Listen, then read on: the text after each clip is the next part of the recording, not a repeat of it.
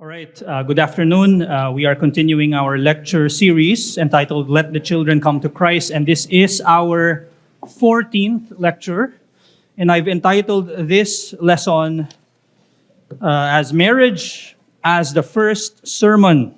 I want to begin by reading this principle or proverb written by Koheleth, chapter 20, verse 7. The righteous who walks in his integrity, blessed are his children after him.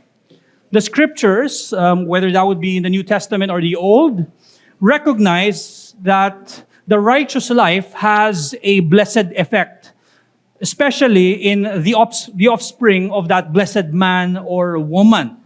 Now, isn't this applicable, most importantly, when it comes to parenting? In fact, that is the context of the proverb of Solomon. If you remember, in the early chapters of Proverbs, he was addressing his son. And so he's saying, if you lived a righteous life, blessed are your sons. Not just that they are experiencing the graces or the Christian virtues at home, because as parents, you are showing it, or you are doing or performing such godly duties.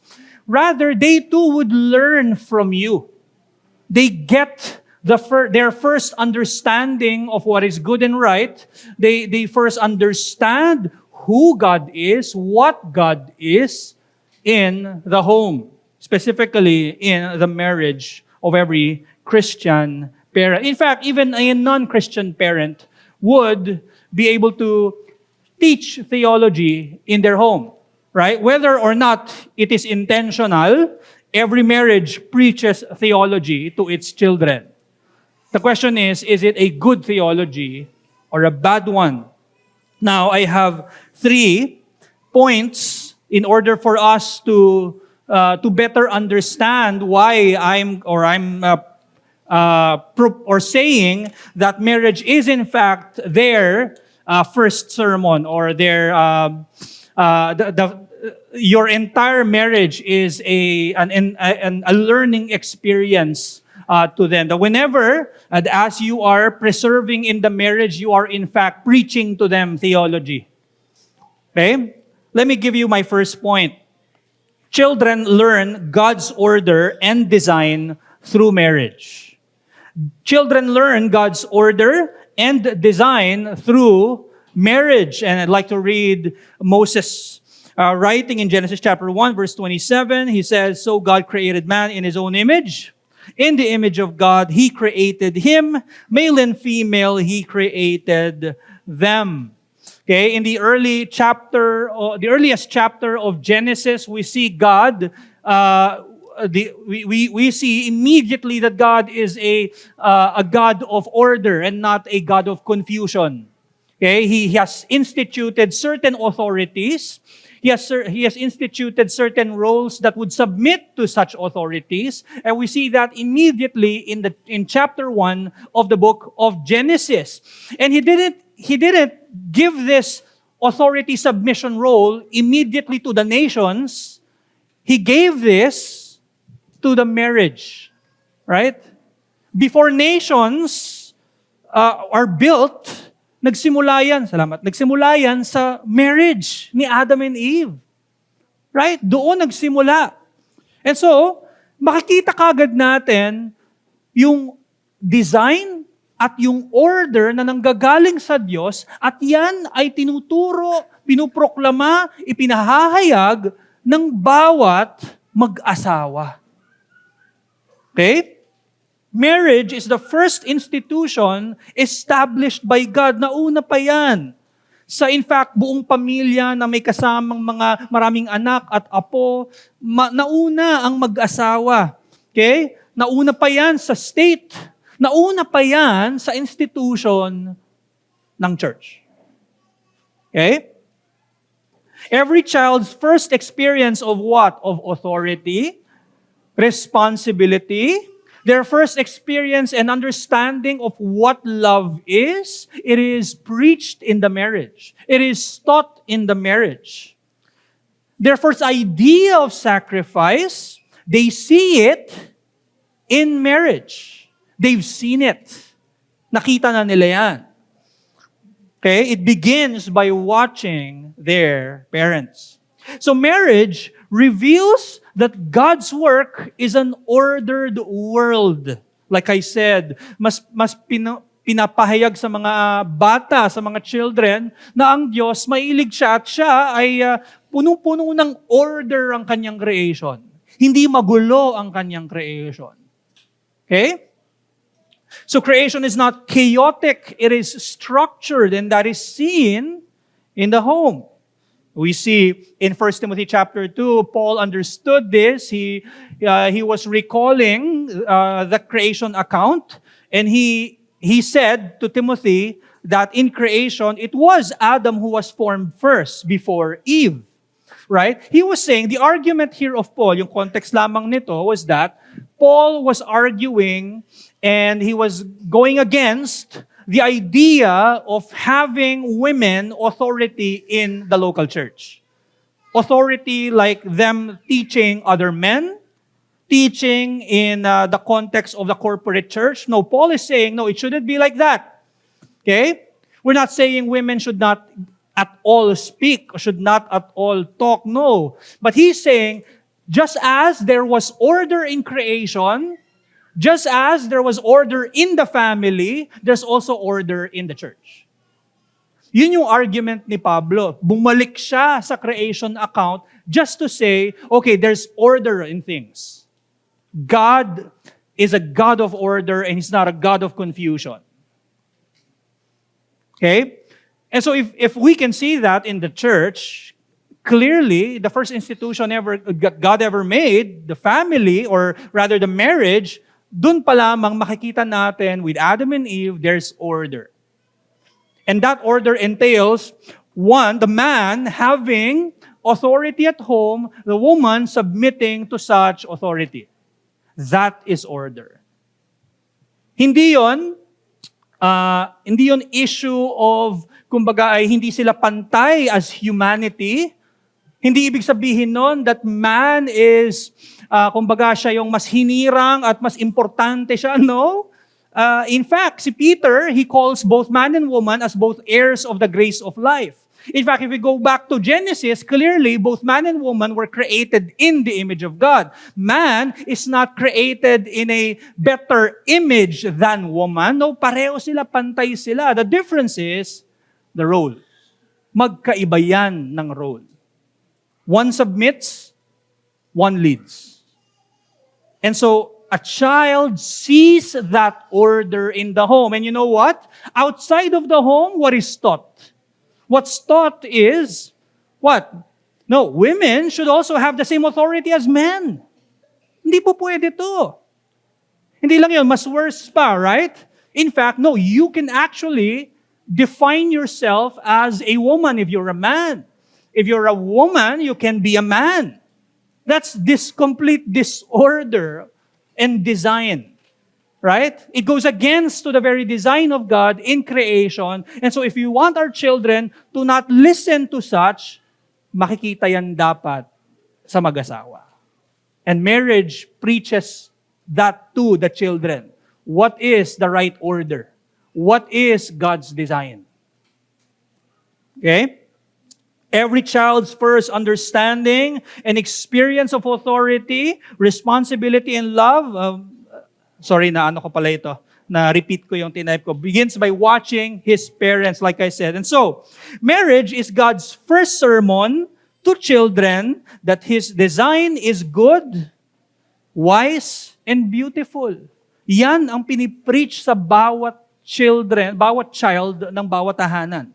Na itong order na to, we're not just teaching the children that, okay, there is a certain order, there is a certain design, a unique design, eto lang. No, we're also saying, okay, this order, this design is in fact good, righteous, and holy.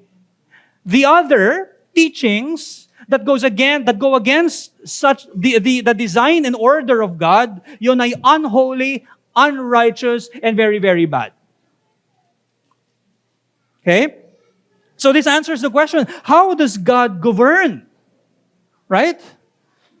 This answers a child's question, future question probably, paano nag-go-govern ng Diyos? Ang Diyos pala ay Diyos na punong-puno ng order at magandang design. Okay? What is God's design? The marriage preaches to the child God's order and God's design. Second, children learn the gospel through marriage. Children learn the gospel through marriage. At naglagay ako ng mga subpoints dyan to better explain, no? Of course, if we're saying that they're learning the gospel through marriage, we are presupposing that they're also learning the reality of sin. They won't be able to truly understand the gospel. They won't be able to truly understand redemption, salvation, if they don't understand what they need to be saved from. And that is sin.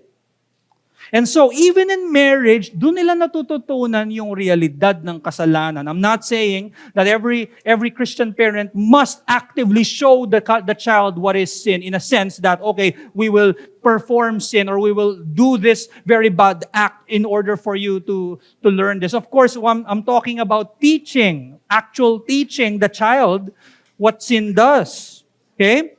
Before children understand the brokenness of this world, they often witness as well the effects of sin in the closest human relationship they know. Okay? So not trying to actively show it, but of course, we're all sinners. Every Christian parent will sin in the home, and your children will see that inevitably. In fact, no matter how we hide it, they will see it. They have seen it. They probably have been seeing it.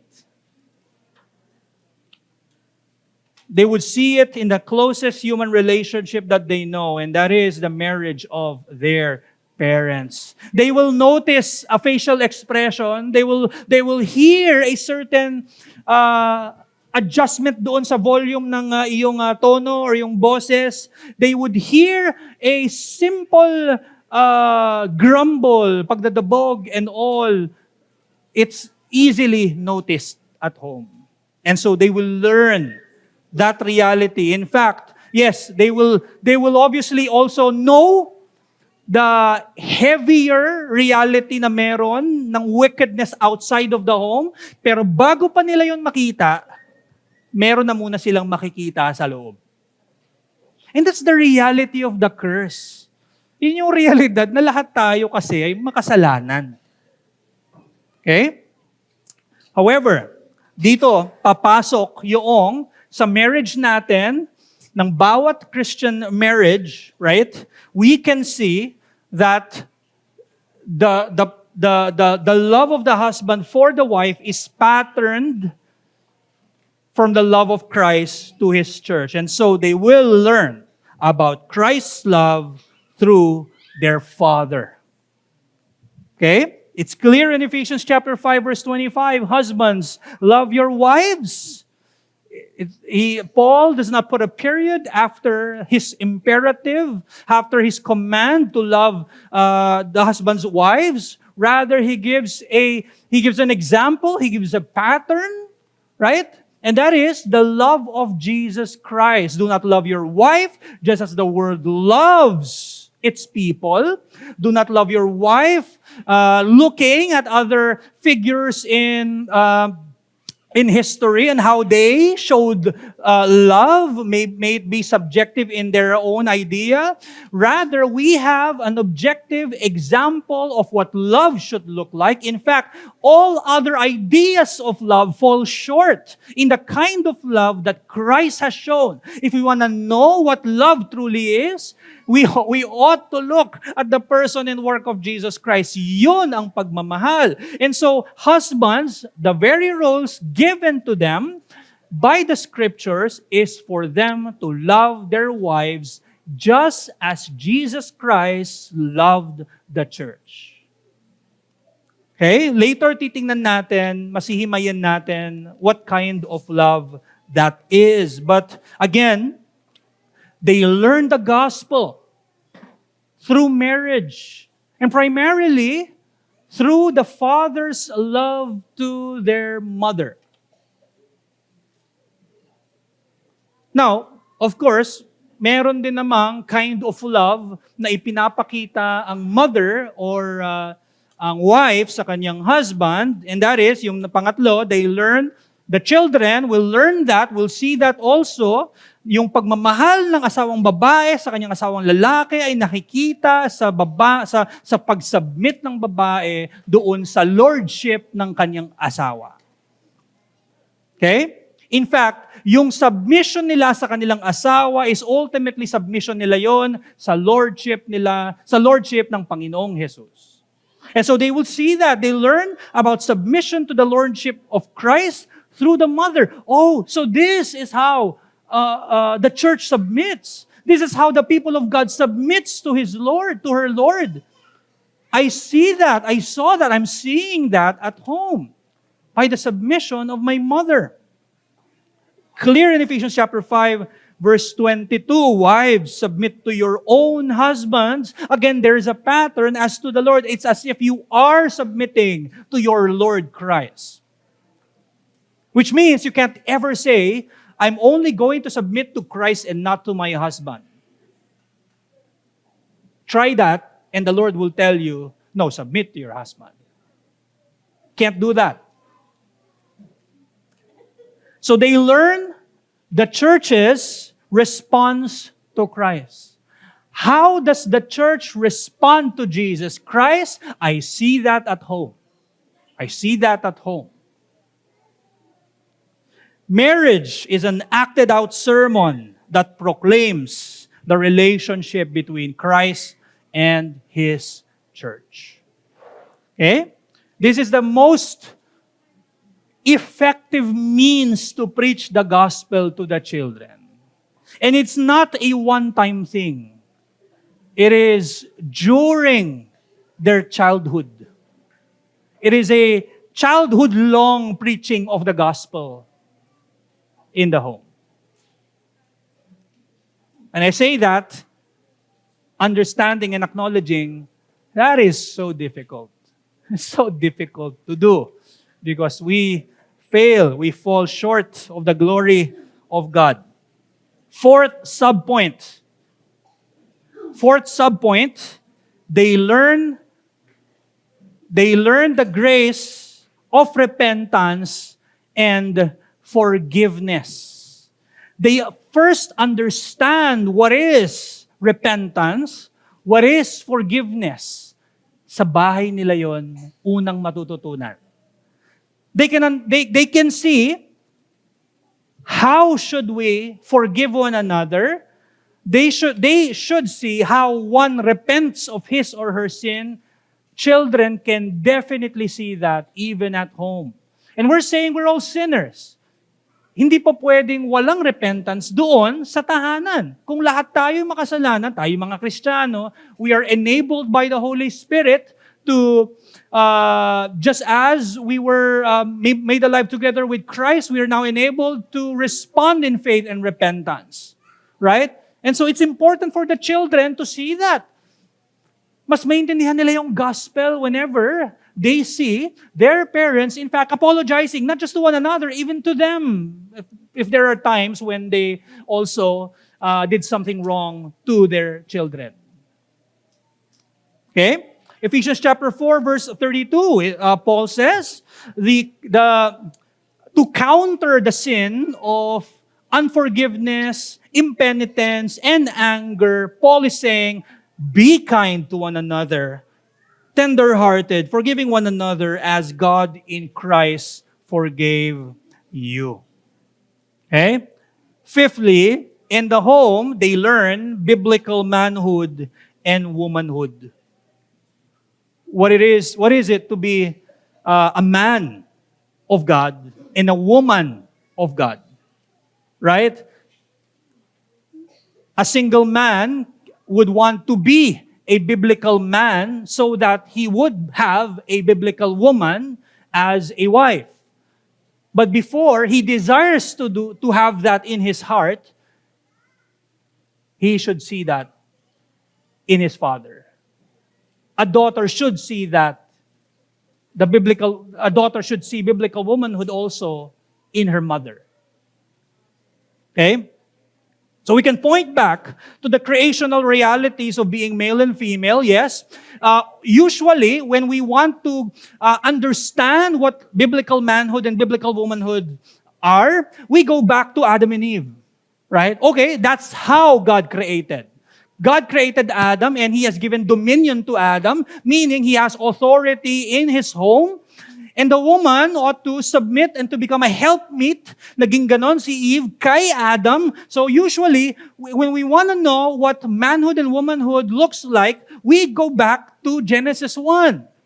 However, Genesis 3 would tell us they're not the greatest examples of manhood and womanhood. True manhood and womanhood is only realized in Christ. And so when you have like podcasts or reels that you see, people who are proponents of what we call now yung mga red pill masculinity, and they're saying na ganito dapat ang mga babae and all, and they have, they look like sobrang kanila yung malaki ang katawan at sinasabi nila, eto talaga ang tunay na manhood. No. Ang tunay na manhood, if you want to see it, He came down and He gave Himself up for His bride. Yan ang tunay na lalaki. Okay? And the question is, here, ano dapat ang gawin ng bawat ama, ang bawat asawang lalaki sa kanyang asawa? Kailangan niyang mahalin, kailangan niyang i-lead katulad ng totoong man, real man who came, and that is Jesus. Right? So yes, it is manhood and womanhood were established in creation, but restored and fulfilled in redemption in Jesus Christ. Biblical manhood and womanhood find their fullest expression only in union with Christ. In fact, hindi yan true womanhood kung hindi yan coming from the redeemed work of Christ. No woman can have that blessing of a redeemed kind of womanhood if she is not in union with Christ. Why? Because she will not understand what true submission is. Same thing goes to the men. Hindi yan true biblical manhood kung hindi yan realized in Christ. Ephesians chapter 5 tells us what manhood and womanhood should be like. Patterned lahat yan kay Kristo. Every son is learning what it means to be a man, and every daughter is learning what it means to be a woman.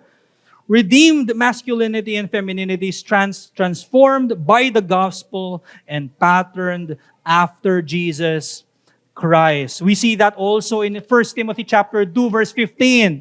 Kung titingnan natin yung context ng 1 Timothy chapter 2, sinasabi ni Pablo na ang mga babae should not have authority in church over a man.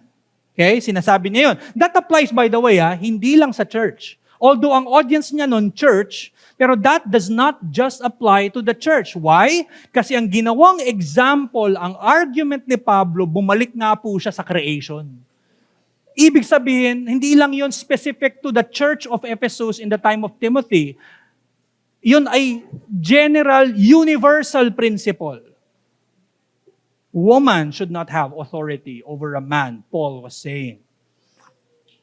Now, and then, he goes back to creation to argue, and then he's saying, and this is the reason why a woman should not have authority over man. You know what happened? Because that's exactly what Eve did.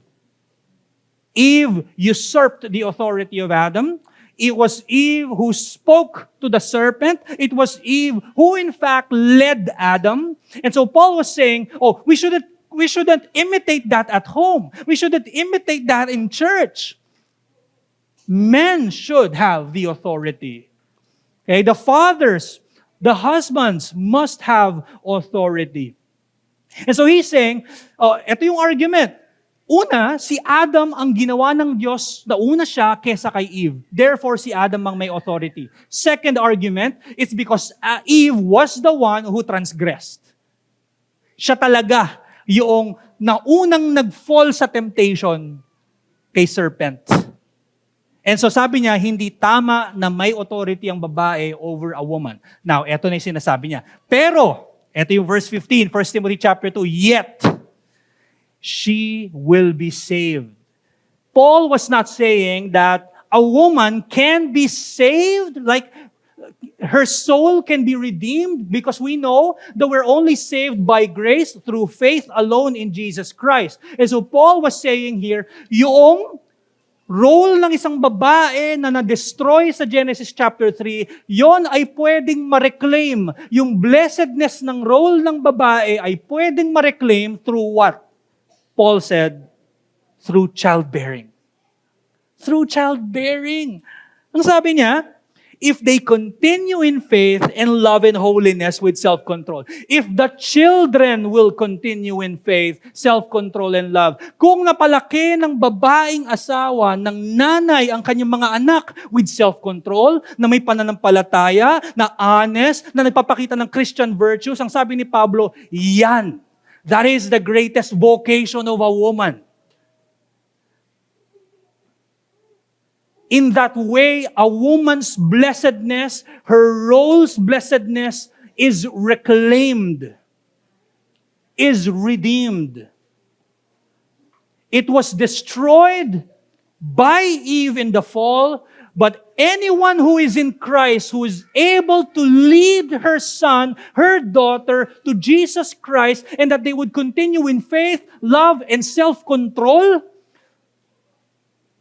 the role of womanhood, the blessedness of the role of the woman is redeemed and reclaimed. Yan ang mga natututunan ng mga bata sa tahanan. And last subpoint, they learn about biblical sexual intimacy. They ought to learn first in the home that sex is a good thing, that sex is a good gift by God, and that sex should only be done by the husband and wife. The world will tell you, oh, it's okay to have sex before marriage. No, but because what you've learned in your parents, that they're so intimate with one another, that you in fact see them kiss, hug, be together in their room alone. That tells you, oh, such intimacy, such gift from God is peculiar for the married couple. Hindi lang yun. Ito ay unique only for a husband, a Christian husband and a Christian wife. Yan ang tinuturo. Yan ang nakikita ng mga bata. And dapat yun makita ng mga bata. In fact, it is wrong for the children to not see that the husband and wife are intimate with one another. They should see that a man can be intimate with his wife, that a woman can be intimate with her husband. They should see it. I'm not talking about actually seeing, no, but they should at least know that their husband and wife consummate. Na yung love nila can be in fact physical. That they can go to their room and they can have their time together. And I know that my parents are like that. They love one another. They so love one another. And you know what? It also helps them understand better the kind of love Christ has for His church. That the people of God and Christ are so united to one another, and there will come a time that there will be a consummation period where all of His people will be so united to Christ. And we see a picture of that physically, right? In the homes. The love of the husband and wife, they consummate. They become one and they become one flesh physically. So it is right for children to know that, to understand that sexual intimacy happens at home. Okay? I'm not just talking about sex. A couple can be intimate with one another even in some other acts. Right? Other physical acts. Not the actual procreating act. Okay? All right. So first, children learn God's order and design through marriage, and then children learn the gospel through marriage. And also, as a lesson, marriage becomes the first sermon in which children witness both their need for Christ and the beauty of His redeeming love. Okay? So this answers the question, how does God save? Gaano kalalim yung pagmamahal ni Kristo sa kanyang bayan, sa kanyang katawan? Gaano nirerespeto ng bayan ng Diyos si Kristo? Yan ang mga maaring makita ng isang bata, bawat bata sa tahanan. Thirdly, children learn God's character through marriage. Makikita nila ang ugali, characteristic, attribute ng Diyos sa kanilang tahanan. And of course, hindi yun posible kung ang isang tao ay hindi ni-redeem ng Diyos. It is only possible if the parent or parents have been redeemed by Christ. If they have been redeemed by Christ, then, just as Paul says in Galatians chapter 5, verses 22 to 23, they have the fruit of the Spirit, which is love, joy, peace, patience, kindness, goodness, faithfulness, gentleness, self-control. Against such things, there is no law. So the redeemed parents are enabled to display Christ-like character through the work of the Spirit. So they get to learn kung gaano kabait ang Diyos, kung gaano kabanal ang Diyos, gaano kalwalhati ang Diyos, gaano kawise ang Diyos. Their first lesson on theology is written in the ordinary conduct of their parents' marriage. Okay? Mas nabibigyan ng linaw. There is now a clear line being drawn at home. Ito yung bad, ito yung good. This is evil, this is what is holy. Other than the times when you teach them during household worship, mas nagiging effective learning sa kanila yung seeing mismo yung holiness, righteousness sa buhay natin. At mas nagiging malinaw kung saang side ang darkness at anong side ang light. Mas nakikita yon sa tahanan. And so long before they evaluate your theology, they evaluate your marriage. Okay? And so we've looked at how marriage truly helps children understand God's order, the gospel, and also the character of God. Now let me share some refreshers when it comes to the roles of the husbands and wives. Now, this part of the lecture is not specifically just for the parents or the husband and wife. Ito rin ay sa lahat ng married, basically, whether you're a grandparent or kahit na ikaw ay single parent, or if you are kung ikaw ay may asawa at hindi mo kasama sa church ang iyong asawa, ito'y nag-a-apply sa'yo. Ito rin nag-a-apply sa'yo kung ikaw ay single. Kung meron mang kailangang matutunan kung ano dapat ang marriage, mas lalong kailangan matutunan yan ng mga single people. And so, hopefully, this would be beneficial to us. So, some refreshers lamang, no? Let's go to the roles of the husband in the home. Now, if you've attended the premarital counseling sessions, napakinggan nyo na to before, hopefully maging beneficial pa rin ito. Una, when we look at the role of the husband, according to Paul in Ephesians chapter 5, pwede natin itong i-distinguish into two. Una, yung kanyang federal headship. And by the way, when we distinguish the federal headship and the other role of the husband, we're not saying that these two are exclusive roles. Kumbaga, yung isa pwedeng mag-exist nang yung isa hindi nag-exist. No. Kumbaga parang mixed yan together. Tinatry lang natin i-distinguish. Okay? Una is his federal headship. And if you're familiar with the term federal, it means representation.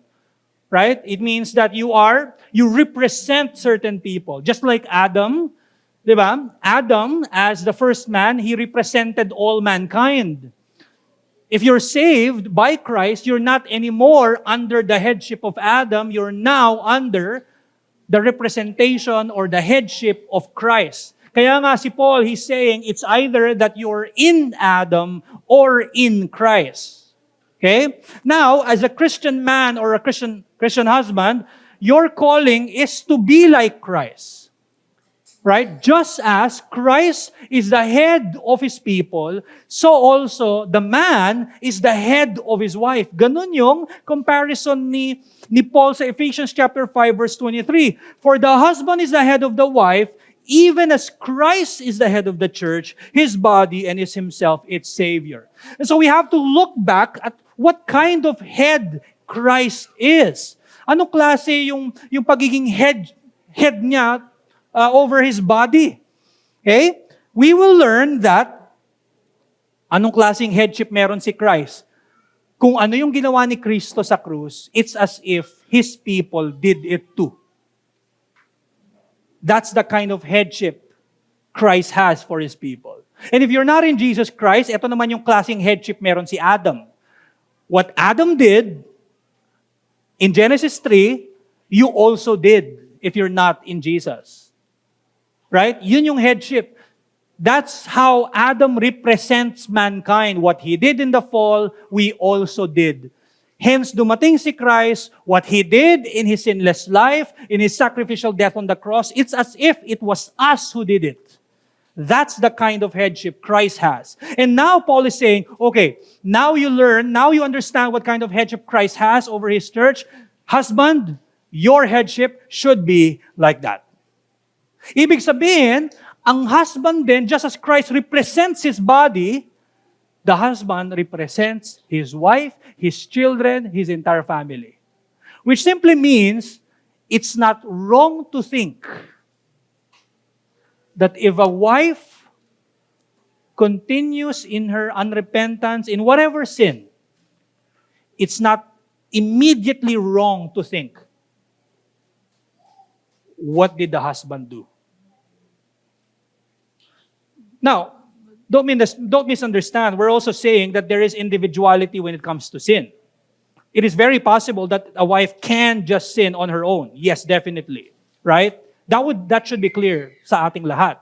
However, laging merong epekto because the husband is the head. Ganun siya. Ganun siyang dinesign ng Diyos. Okay? So, what kind of headship and authority does a husband have? Godly authority. It is a godly authority, hindi ito authoritarian kind of authority. Okay? The authority of husbands should be guided by God's wisdom and bound by the Word of God. Kumbaga may pinababagayan ng kanyang otoridad. Siya rin, the fact na siya ay may authority, hindi ito autocracy. Na if you remember in our previous lectures, dinistinguish natin ng autocracy at authority. Someone who has authority gets his authority from someone with greater authority. Okay? Ganun ang meron ang asawang lalaki. We're not to be authoritarians. In fact, in 1 Peter chapter 3, if you read it, Peter goes back to Sarah and Abraham. And Peter is saying, look, si Sarah, she is calling Abraham her Lord. Now, I'm not saying to the husbands here na instead of honey, love, mahal, Lord, no. Okay? I'm not saying that you do that. Okay? Pero ang pinapakita lang doon, mga kapatid, na Lord, mga kapatid, ay yung submissive heart ni Sarah to acknowledge the kind of lordship Abraham had. And then after Peter said that, ano yung sinabi ni Pedro? Ito yung sinabi niya. Address to the men. Live with your wives in an understanding way. And so before you are quick to say, tinatawag palang Lord ang asawang lalaki, therefore, and then sabi ni Peter, live with them in an understanding way. And the Bible then acknowledges what?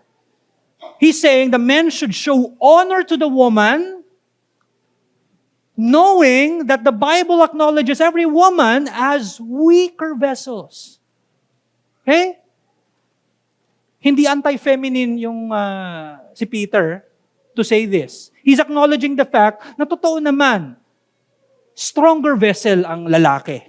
Physically, and probably mas emotional siguro ang mga babae, right? Siguro sa panahon natin ngayon, mas emotional na rin kasi mga lalaki. Right? And that's, again, disorder yon, mga kapatid. Di ba? Pero again, the Bible acknowledges that women are weaker vessels and they need to be understood by the husband. Because the problem is, the husband who thinks he has all authority would act as what? Sometimes authoritarian, maaring mababa ang tingin niya sa kanyang asawa at hindi niya mahalin katulad ng pagmamahal ng Panginoon. What happens also, no, when a wife becomes unsubmissive? Remember, one of the tasks or the role of the husband is to have that godly authority. Hindi yun ibinigay sa asawang babae. But what happens if the wife becomes unsubmissive? And it will happen, right? The usual response, the usual sinful response of a man is what? Show the woman who has authority in this home. However, binabalik tayo ng scripture, no, wait. Live in an understanding way, showing honor. Not only that, love them by giving yourself up for them. Very opposite of how our sin would respond. Right? And so, if it happens, the godly response is to love like Christ with patience, humility, and wisdom. When submission is forced, when we force submission, right? If we say, sometimes gagamitin pa natin ng scripture, pero not in a good way, right? Teka, sabi sa Ephesians, ganito, ganito, ganito. So of course, motivated by anger, motivated by frustrations. But when submission is forced by the husband, yeah, the outcome may be submission, but it can be a submission out of fear and degradation, not out of love. What else? What comes with the federal headship of the husband? Dito natin makikita na pagdating sa mga desisyon, ang final decision maker talaga. The fact that there is a structure, there is an order, someone has authority, another has the role of submission. Simply means there is someone who makes the final decision. A decision maker. And it is also patterned to Christ. As the church submits to the law of Christ, the Bible, so also wives must submit to the godly decisions of the head. And again, the fact that a wife is called to submit, it simply means that the husband has authority to make final decisions. And we're not saying that the wife can be silent. No, submission does not mean silence. In fact, it would be foolish for the husband to not even hear the wife at all. The wife should be able to say what she thinks or what her opinions are. She should be able to speak. However, the final decision must be done by the one who has authority. Which simply means that the husband must listen, must hear out what the wife should say. And then, by wisdom and prayer, if there is a big decision to be made at home for the rest of the family, on behalf of the family, pag napag-usapan niya ng mag-asawa, the one who makes the final decision is the husband because he has authority, and the one who submits to that, whether she likes it or not, is the wife. Okay? Now, beware sa mga lalaki of the usual deadly combination of ignorance and arrogance. Ignorance, ibig sabihin, a husband, dahil may authority ka, you would think you know a lot of things. Or you would know all of these things. But most of the times, hindi. Why? Because authority does not mean wisdom. Authority does not mean that you have wisdom. Ibig sabihin, you should definitely talk to your wife and ask. So ignorance comes in kapag hindi mo alam, tapos you're acting like, eto dito na papasok yung pangalawa, yung combination, arrogance. Because you're acting as if you know it. That's a deadly combination, especially to those who are the heads of their household. Now, decisions may belong to the husband, but not necessarily wisdom for that specific decision. Remember what Solomon said, Proverbs chapter 12, verse 15, the way of a fool is right in his own eyes. Okay? He thinks he's right, but in reality, he's fool because he doesn't know. Okay? But a wise man listens to advice. Yun yung irony nun eh. Ang tinatawag na scripture na wise ay yung mas nakikinig. Ang tinatawag na scripture na fool, yung tingin niya wise siya. That's the irony. What else? Kasama doon sa headship ng isang asawang lalaki ay yung pag-delegate ng tasks. Okay? Husbands may not do everything, but husbands must see to it that everything is done. For example, kunwari, homeschooling, if ever you are going to do homeschooling, we acknowledge that most of the time it is the wives or the mothers who are commonly sila ang nagtuturo. Why? Because usually the men would work, right? And so, dinedelegate ng husband yan doon sa wife. And the task of the husband is to make sure, to see to it that that is happening at home. Ganon din pagdating sa family worship, right? There will be times na, for example, wala yung husband, and he can delegate leading it sa kanyang mga anak.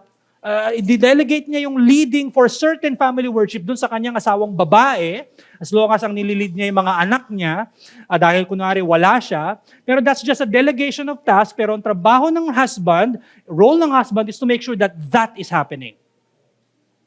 We're delegating tasks, not delegating authority. So when you delegate also, it doesn't mean that it isn't your responsibility anymore.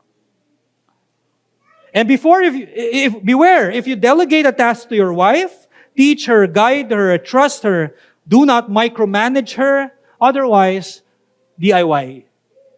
Do it yourself. Sorry, medyo napapahaba, pero tatapusin ko na lamang po ha. Tatapusin ko na lang. But feel free if you need to go to the restroom, go ahead, no problem. All right. Next, problem solving. A husband cannot say, okay, lahat ng ito sa'yo na, ikaw na bahala dyan, ikaw na mag-decide kung ano gusto mo. We're not delegating authority. We're just delegating tasks. Kapag may problema, okay, problema yan nila, ikaw na mag-asikaso dyan, hindi na ako dyan, ayoko, labas ako dyan. A husband or a father should not say that. He should be the main problem solver at home. Yan ang kasama doon sa kanyang headship. Yan ang kasama doon sa kanyang godly authority. It doesn't mean that women cannot solve issues. No, they can definitely solve issues. Sometimes, better ang kanilang naiisip na solusyon. May mga ganon. Rather, the primary problem solver must be the head. Just as the sinless Christ assumed responsibility and solved the problem that was not caused by Him. Christ did it. Christ assumed it. And so a man cannot ever say, ikaw magano dyan, kausapin mo. Ikaw na, ayokong malaman yan, ayokong maintindihan yan, busy ako, okay? Kayo na bahala dyan, okay? As in, wala siyang idea at all what happened, and he doesn't want to be involved in what happened. Look at Jesus, who assumed responsibility and solved the problem of sin. Beware of desertion. It is a sin common to husbands when many problems in marriage arise. Okay? So husbands may not be the cause of whatever problem, but husbands must always find solutions to every problem. Or at least gather his family and talk about whatever concerns they have. He should lead. Another big role of the husband, hindi lang yung godly authority or federal headship, but also yung covenantal love niya sa kanyang asawa. And malinaw yon sa verse 25. Okay? Just as Christ loved the church, so also husbands must love their wives the same way. Now we look at what kind of love this is. First, we see in Ephesians chapter 5, verse 25, that Christ's love for the church is a sacrificial kind of love. It requires sacrifice. Christ gave Himself up for her. Ibig sabihin, sa humanly speaking, yung mga naiisip ng mga husbands na marahil uncomfortable, ayaw natin ito, this is a hindrance to whatever we're doing now. Well, if we look at Jesus, He gave a sacrificial love to His church, to His bride, so also we, husbands, must be sacrificial. Na hindi natin iniisip ang ating sarili. Ang iniisip natin ay ating pamilya, primarily ang ating bride or asawa. Hindi lang yun. What kind of love is this? This is a transforming kind of love. This is a sanctifying kind of love. What does Paul say? That Christ gave Himself up for her, that He might sanctify her, having cleansed her by the washing of water with the word, so that He might present the church to Himself in splendor, without spot, without blemish. So, if a husband loves his wife, that love is becoming evident in the holy life of the wife. Hindi ito happy wife, happy life. Tama ba? Yun ba yun? Happy wife, happy life? It should be holy wife, holy marriage. Something like that. Sorry. Anyway. But see, kumbaga, if we see a wife and we see, or if we see a wife and nakikita natin yung kanyang very evident yung transformation niya, na she's more becoming conformed to the image of the Son, to Christ, isa lang ibig sabihin nun, mahal siya ng asawa niyang lalaki. Mahal na mahal siya ng asawa niyang lalaki. Hindi pinapabayaan ng asawa niyang lalaki yung spiritual life ng kanyang asawang babae. Sorry. Asan na tayo? Ayun. So, ibig sabihin, dapat ang pagmamahal ng lalaki sa kanyang asawang babae ay yung magtatransform sa kanya at mas magiging conform na siya sa image ni Jesus Christ. Okay? Pangatlo, sorry, bibilisan lang po natin. We're running out of time, sorry. The kind of love that a husband must give to his wife, kung makita natin sa Ephesians chapter 5, hindi lang kinumpara ni Paul doon sa marriage ni Christ at church, kinumpara din niya doon sa other metaphor ng relationship ni Christ and church. And that is what? The head and the body. Paano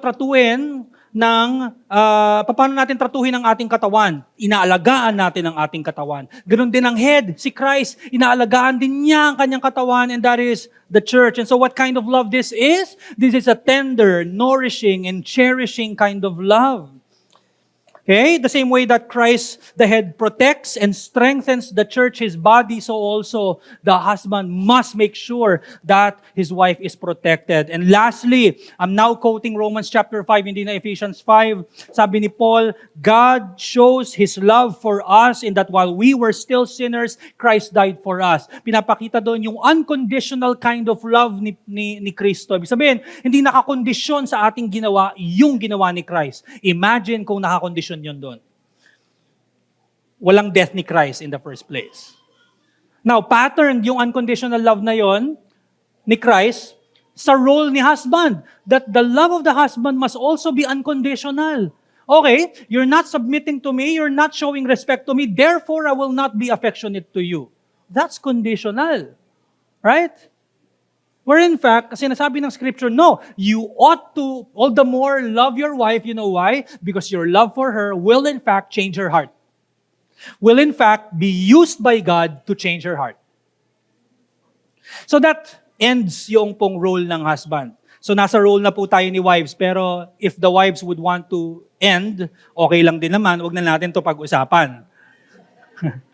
Pero yung mga husbands gusto po nilang pag-usapan. So siguro quickly, May nag-usap pala tayo. So quick lang po. Okay, refresher po sa roles ng wives. Una, malinaw sa sulat ni Paul, Ephesians chapter 5, that the wives should submit to their husbands. What kind of submission is this? First, it is an exclusive kind of submission. Ibig sabihin, sa lahat ng authorities na meron sa mundong ito, may authority ang civil, may authority ang ecclesial or church. Iba and very unique, peculiar, yung kind of submission na meron ng wife sa kanyang husband.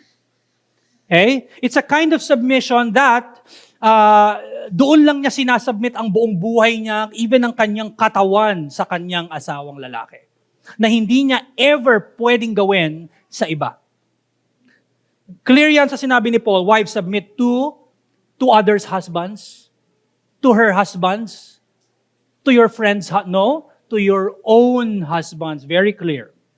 Okay? So the wife's submission to her husband is unique compared to her submission to other authorities. Now, let me talk about two things quickly.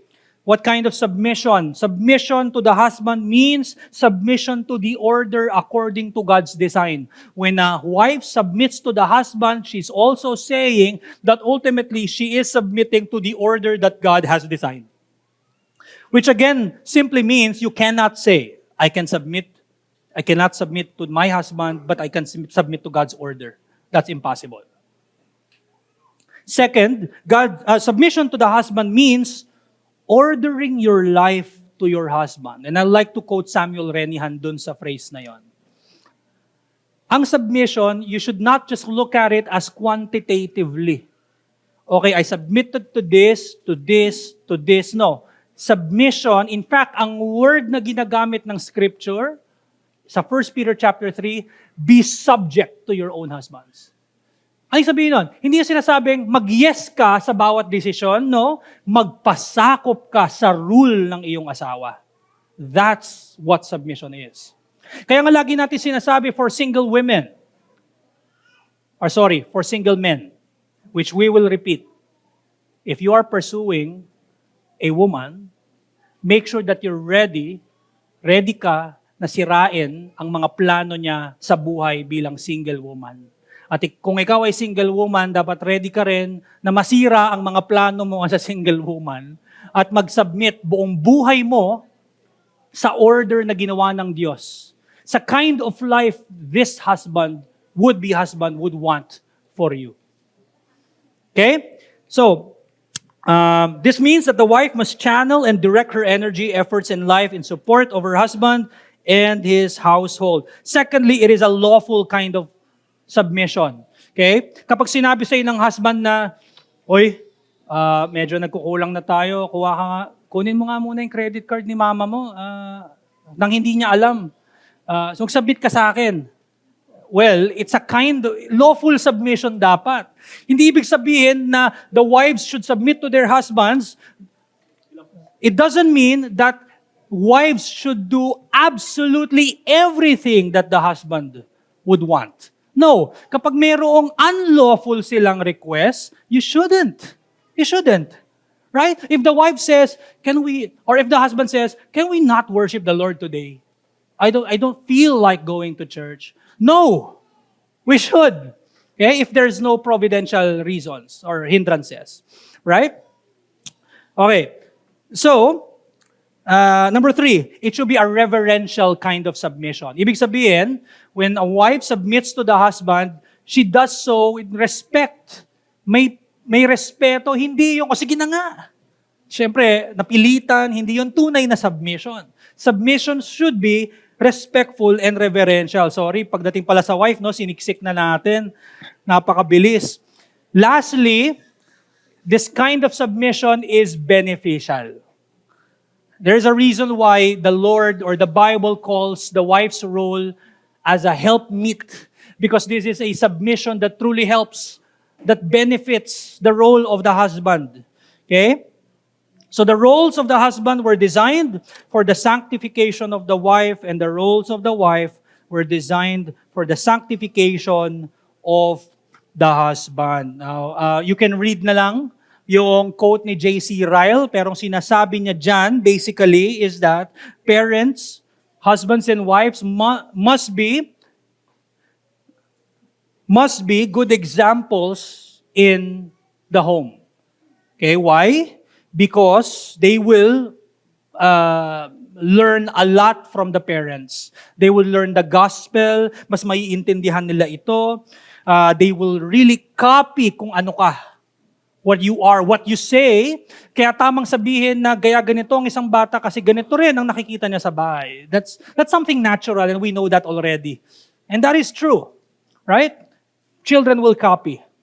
And so we ought to beware if ever we're doing something that would be against God. And so as a conclusion, God ordained the distinct roles of husband and wife not only as instruments of one another's sanctification, but also as a living testimony through which their children are formed in the knowledge of God. Sorry, medyo na-extend po tayo. Next week, we'll talk about leaving the home. Okay? So siguro, again, pwede po kayong mag-restroom. Wala pong problema, but I'll take questions. Okay. Yes, may tanong ka? Are you raising your hand, Gio? No? Okay, sige, let's pray. Our Most High God, Heavenly Father, salamat Panginoon sa reminder of the roles of the husband and wives and how, Lord, very important ang mga roles na to para sa sanctification ng bawat isa, but also to be a sermon to every home, to preach the gospel to every child. And that is our prayer, O Lord, for every child here, of every family in CHC, that they may that all the children would repent of their sins and come to faith in Jesus. No, Lord, enable every parent to proclaim the gospel to every child. So salamat po muli. Ito ang aming dalangin sa ngalan ni Jesus. Amen.